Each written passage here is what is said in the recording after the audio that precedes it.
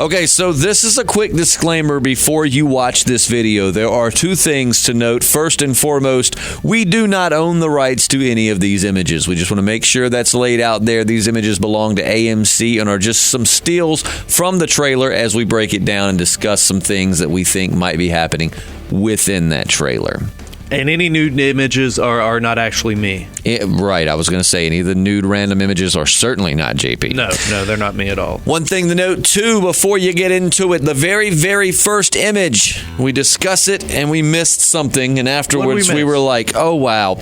Lydia is sitting on the horse. There is a prisoner on the horse. So when you get into this, before you start screaming, you missed something, we did, but then we caught it after we finished the podcast. So in this first frame, yes, we now know that we see Lydia sitting on the horse, taken prisoner by Michonne and Aaron and company, but we didn't see it at that moment. Keep in mind that we were both kind of sitting away from a computer screen and kind of watching the trailer as we discussed it. Yeah, so better late than never. We just thought it was one of their friends chilling on the horse, maybe injured, and Michonne was walking the horse. But no, it's Lydia, so we know that.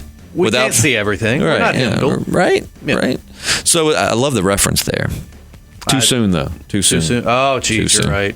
Before we get started, if you don't know our channel or us, I'm Justin. And I'm JP. And we are the Podcasting Dead. Obviously, we talk quite a bit about The Walking Dead, but we want to get into other stuff. We want to kind of branch out. But we're experimenting. Always keeping The Walking Dead as a focus, but nonetheless, we're going to kind of break down this trailer and just give our thoughts on it, and keep in mind that time is something we don't have a lot of at the moment. So I wish that we could do a more extensive breakdown and a better quality video. And in the future, we probably will be able to do that. But at the moment, we're pretty much going to have to kind of sit here with you and watch it. So you probably will hear the video in the background as we're kind of watching it and rewatching and finding things to point out. But, either way, I think that it's still going to be... It's still going to be okay. So let's go ahead and start this out. It from the very beginning of the trailer, it's looking like, we're seeing them return to the...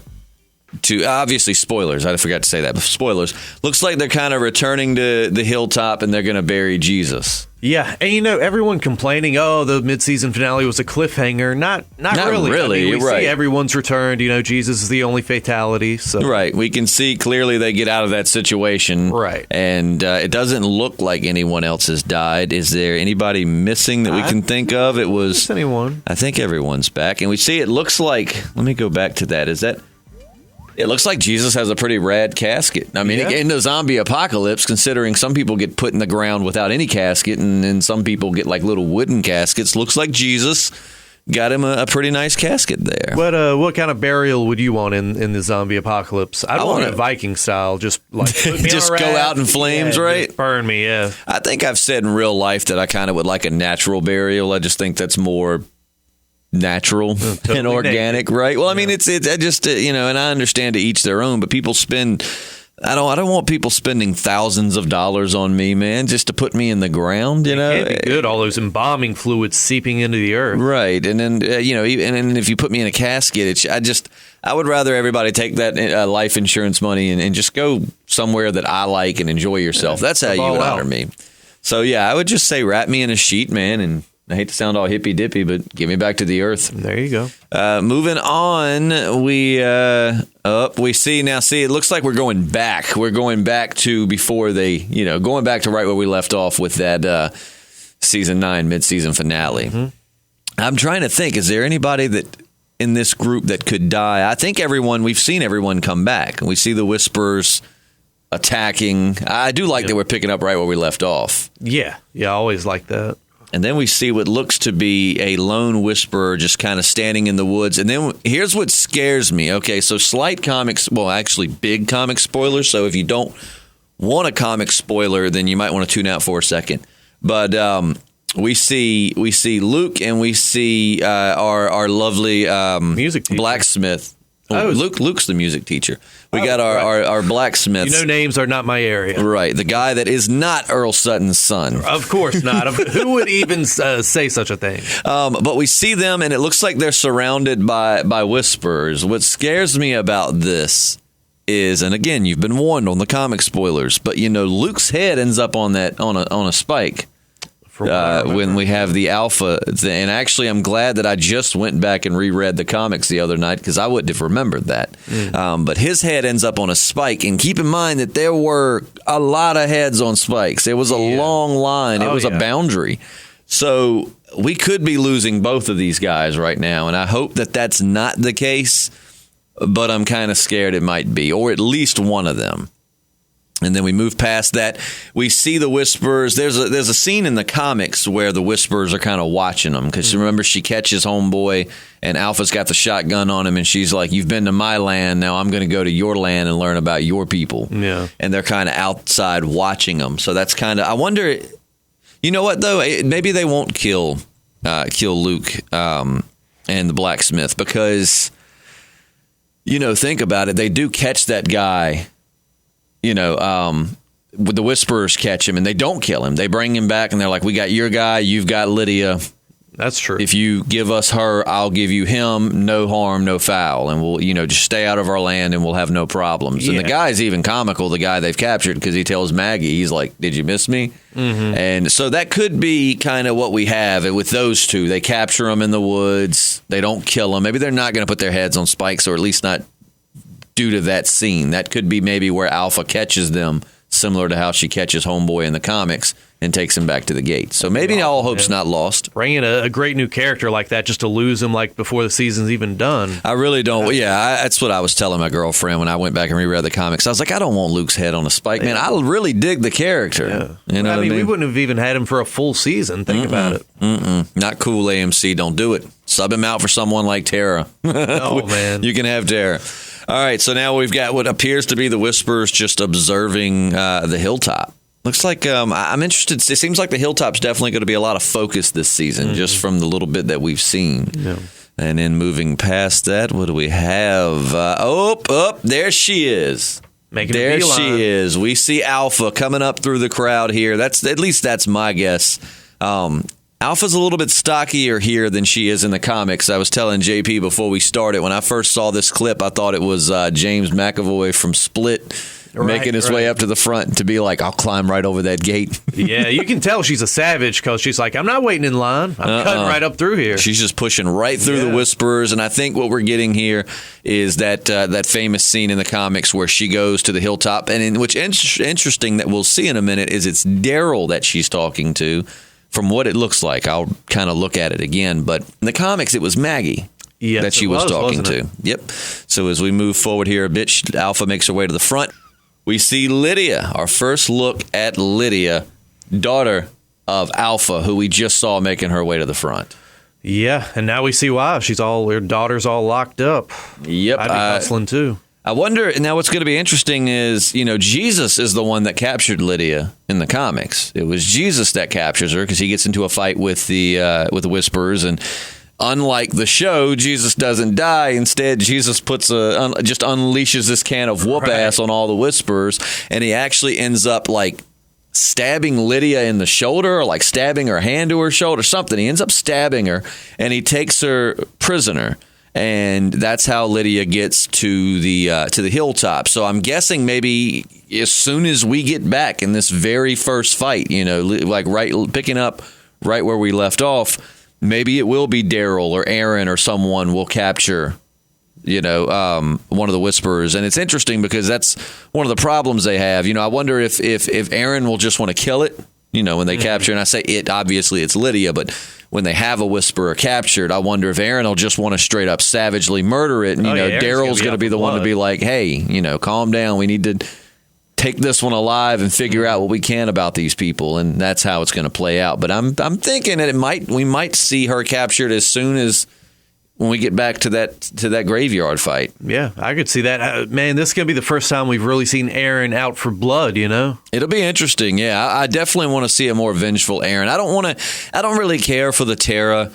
I want to kill no matter what, but I would like to see a slightly more battle-hardened Aaron, one that's just to hell with it, you know. Yeah. I mean, he's not a savage murderer, but at the same time, you try to kill him, he's going to use what Jesus taught him, and he's going to whoop your ass. You know what I mean? I mean, this isn't a normal foe, so you can't use, normal means. What's interesting is we see Lydia, and she's talking to Daryl, and in this trailer, she's telling Daryl, and it makes a lot of sense, especially on what you were saying in our last podcast. But she's like, you don't belong in here with them. You belong out there with us.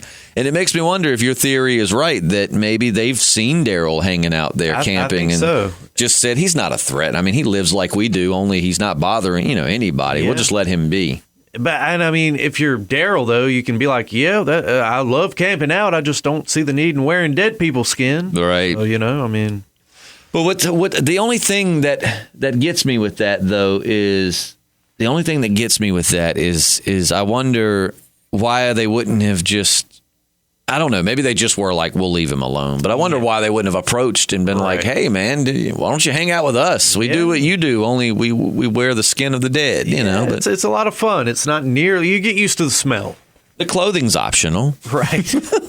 But so we have Lydia talking to Daryl. Going to be some interesting conversation there. Like I've said before, I last season or two, I was very like, I'm over Daryl. I'm back into Daryl now. I think Daryl's pretty awesome. I still, in my anger with Jesus' death, I was like, he should have killed Daryl instead. But I'm cool with Daryl taking the lead on this because, to be quite honest, Daryl would be the best to fight these people. He's definitely the most savage, the most, the most savage that they've got now. Like, he lives in the woods. He's kind of in tune with tracking. So, I mean, Daryl probably would be the man to take on the Whisperer. I'm telling you, man, a good what if would be what if Nick from Fear was in the mix right now. Oh, yeah. He's got no issue going among the dead. That's a crossover I would have loved, was Nick on The Walking Dead. Yep. But so then we have the next scene is Daryl going to talk to Alpha, which is straight out the comics, except for it's Maggie and not Daryl. And I was going to say, except their hair length might be the same, but I'm pretty sure Maggie had short hair in the comics at that point. Yeah, so she did. I was trying to make sure this wasn't Tara. I'm still double checking. But no, that looks like Daryl from what I can tell walking out. Because I thought being Maggie's gone and Jesus is dead, that maybe Tara would be the one to. Mm-hmm. And I wonder if that's kind of what they're setting up for. We think that Tara would take over, but with Jesus gone, is Daryl going to slowly slide into that leadership role of the Hilltop? Hard to say. He definitely didn't like being leader of the sanctuary, but I mean, that makes sense. Right, because he hated the sanctuary.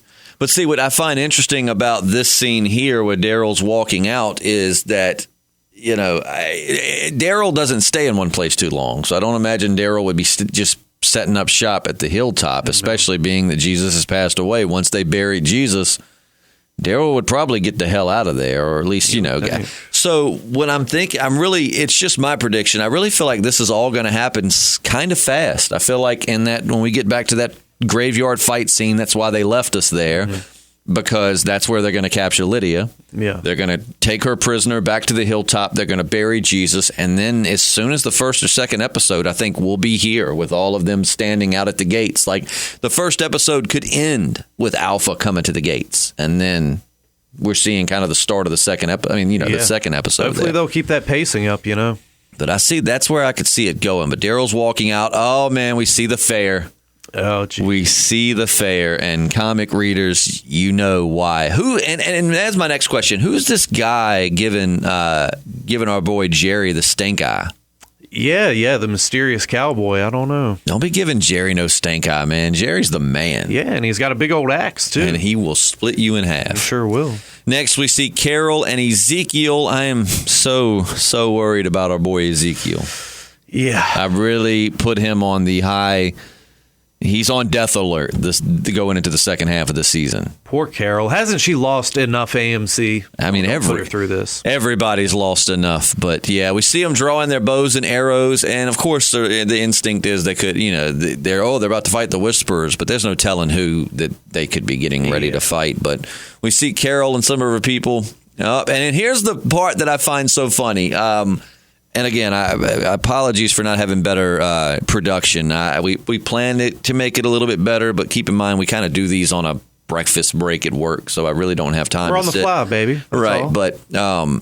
But if you look at this image, Carol and the bows that you see drawn back, it's like in post-production they were going to put arrows in.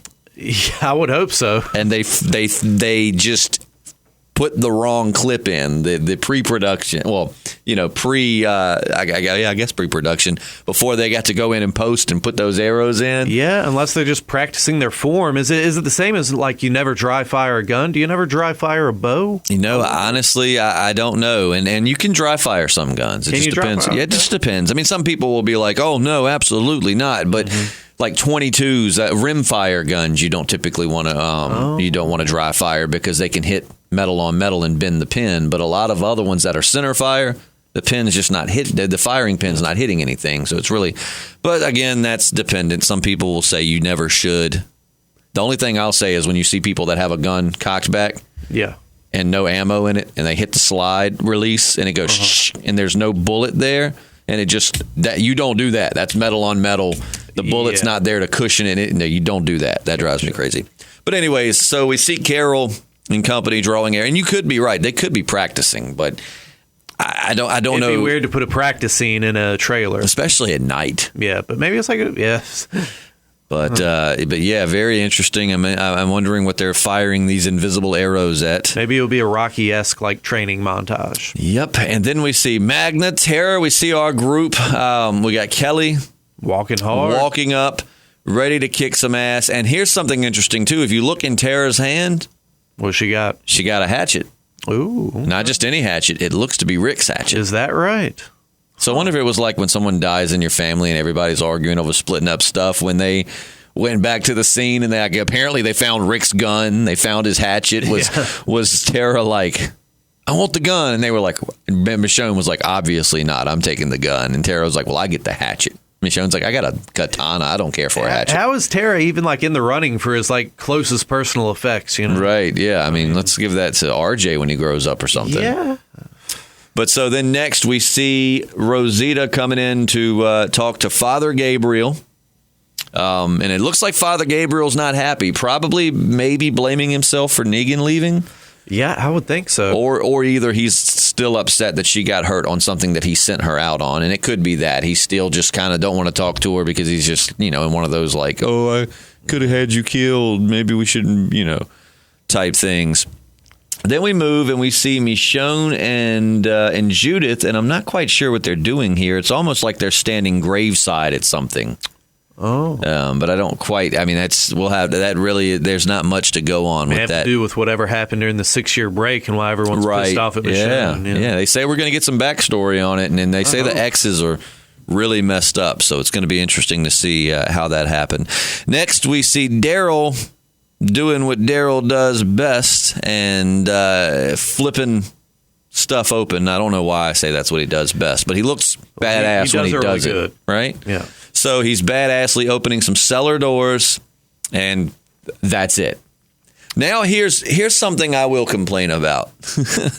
All right, we got Sadiq talking to Michonne, trying to, I guess, talk her into, we need to get back in line with these communities. They're our friends, and yada yada yada.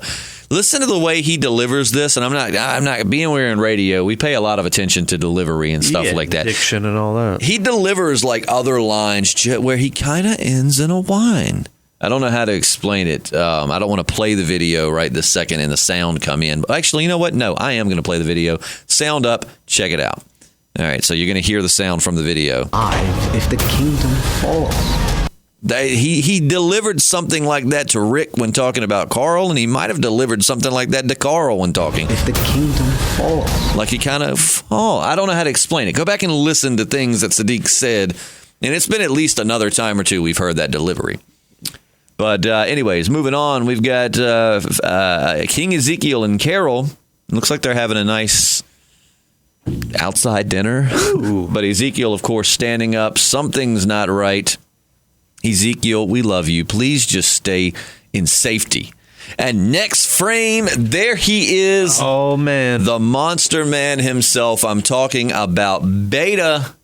Oh, man. Wow, four-headed, looking like Lieutenant Commander Worf over here. I'm telling you, I am stoked for this, man. Ryan Hurst, again, like you said, I still think it would have been really cool to see, like, Kane or one of these big wrestlers play it, but they probably are like, yeah, they fit the part, but we need good actors. You know come on, Kane's a great actor. They come from wrestling, man. I'm not saying no wrestler can be a good actor, but I'm saying most wrestlers are terrible actors. Kevin Nash was great as the Super Shredder in Ninja Turtles 2.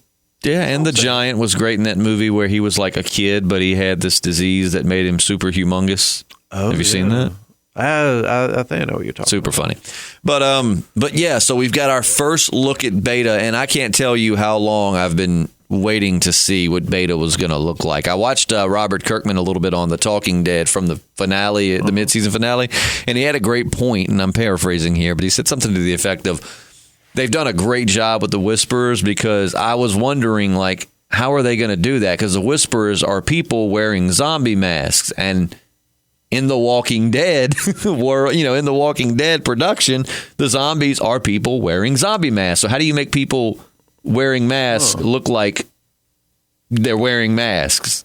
You know what I mean? And they've done a great job. And I hope we get the Negan conversation with them when Negan's like, what? So you're too cool to wear like a full mask like everyone else? Yeah. You're just like, oh, me, I'll just do the top half. But very menacing looking. And Ryan Hurst is still not a little guy, mind you. Now, he is, he would have almost body-wise been more adept to play like Negan as far as the physique than Jeffrey Dean Morgan. But, Beta in the comics is just a giant. He's humongous and just crazy tall. But I'm happy with what we got here because that's very menacing looking. He's a stout fellow. He looks like, as we're going to see here in a minute, he definitely doesn't look like he is just going to, get his ass kicked by Daryl. But so as we move past that, we see Daryl slice him once, we see Daryl slice him twice, and then that's where shit goes bad. We just see Beta slamming Daryl up onto the wall, and it's going to be interesting to see how Daryl gets out of that alive because Beta's not in the business of just letting you leave alive. Beta's he's a very, very mean guy. He is indeed. But what's going to be interesting is, remember in the comic, Beta has 2 knives. Yeah, I was getting ready to say, yeah. And Daryl this season, for the last several years, because not in real time, but like in their time, he started season 9 out with these dual knives, and he's got them, and it seems right there he's, taking it to Beta, and obviously Beta's going to probably make him drop them. Yeah. I'm imagining Daryl will barely escape with his life, and Beta's going to pick him up and be like, and the thing to keep in mind now, these people do somewhat talk like the trash people. Yeah, they do. They do. Because they're not quite as incomplete as the trash people, but they do. Because you got to think, they're used to being in herds of walkers. They keep their voices low and their words to a minimum. Speaking sentence fragments, yeah. Things like when they were saying, like, you die now, things like that. That's what they do, which I don't know why you're in 2 is you're going to die now. Yeah. It's not too much more than you die now, but whatever. It's really not. But they do speak. So if the trash people speak bothered you, but at least this, you know what? This is, for me, a little bit, this is 6, 7, 8 years down the road. Mm-hmm. It's more understandable that some people would lose their freaking minds and start talking like that. The trash people blew our minds because we were like, it's been like a year and a half, maybe 2 years into the apocalypse, and they're, but 6 years of just hanging out with dead people, I would, 6 years past the year and a half time jump, which was like, so we're years into the apocalypse, man. We're like into the first decade of the apocalypse. So, but now we've got Michonne screaming at something. She's got some pipes on her. Oh, man, she is crying, it looks like. She's crying and screaming, and she's slicing. Slashing, yes. Do you think that this is when they do the head on the pike reveals? Ooh. Like maybe she's putting someone out their misery? You might be right. I'm worried Sadiq's going to end up with his head on a spike. I'm not that worried. I'm not so crazy about Sadiq. No, I'm not worried in the sense. I don't really care much for Sadiq either, especially since he got our boy Carl killed. Right. But what I'm saying is, I do think he's on. I think that like to Michonne, Sadiq represents Carl. What Carl died for, and yada yada yada. So I'm trying to think with her screaming like that and then slashing while screaming, someone's either turned into a zombie. I don't know what could be happening there. Oh, you know what though? Actually, let me back up here for a second. It's something I didn't notice. Do you notice something different about Michonne? This is old Michonne right here. This isn't the Michonne with the new hairstyle. Looks like a flashback. She's got this. So actually, no, not the heads on the spikes. It's looking like, and I'm sorry that we don't have these prepared as notes. We're kind of just watching this and discussing it as we go along. But actually, no, Michonne is looking like the Michonne that was around when Rick died, or supposedly died. So this might be going back to show what happened with the whole X thing. You know what I mean? This has probably got something to do with the whole why they have the X scars, perhaps, definitely probably why the communities don't get along. But yeah, this is definitely a flashback. So I take that back. Definitely not going to be the heads on spikes thing. This is a flashback for sure. Moving forward, after she just sliced the hell out of somebody or something. And then we end with Negan making his way back to the sanctuary, but he's Lucille-less. You notice that? Is it? Yeah, if you go back, you look, he's got a little bitty stick. Okay, I knew he was holding something, but you're right. That is a little small for a ball bat. But that is not Lucille. Maybe it's one of those souvenir ball bats like you get at, like a baseball game. He's just gonna wrap it with like one string. Yeah. But yeah, so that is our analyzation of the mid-season trailer. I'm super, super excited, man. Though I was a little bit agitated with, really just essentially them underutilizing Jesus. I have to say that with the way this season's went, I am so excited to see the way it's going to go. Yeah, me too. But leave us your thoughts. I mean, our listeners are some of the most intelligent, intuitive, and observative people I've ever met. So there's probably something that we missed or something we didn't think about. So please let us know your thoughts below. Who was Michonne slashing? Why was she crying? Obviously, like we said, it's a flashback. But why? Why does Father Gabriel look so stressed out? There's a lot of little things that you might have read more on than we have. But Father Gabriel looking stressed out. We see Ezekiel and Carol looking stressed out. Who were they shooting arrows at? Who were Tara and company walking up to in the road? Let's talk about it. So many questions. We're so excited as we move into the second half of Season 9 of The Walking Dead. But yeah, also, if you've made it this far, make sure to please subscribe. Hit the little bell beside the subscribe button. That way you can get notified whenever we post videos. We post several a week. Yeah. We do. Discussing everything from episode by episode review and discussion to obviously trailer breakdowns, some video games. We do a little bit of everything. And we've got even more, some conspiracy podcasts on the way, hosted by the one and only JP beside me. Doing some heavy research right now. And JP, I'm very proud of. JP has said, I don't want to start doing these until I've had time to research each one that we're talking about. I don't want to get on there and just spout a bunch of BS. JP, you want to have facts to back up what we're talking about. Right. I've got 4 good topics, going to thoroughly chart them out, and yeah, it's going to be a good time. Yeah, I'm super excited about that. It'll be JP, myself. JP, of course, will be hosting that, and our friend Jesse will be joining us, and we'll have some guests rotating in and out.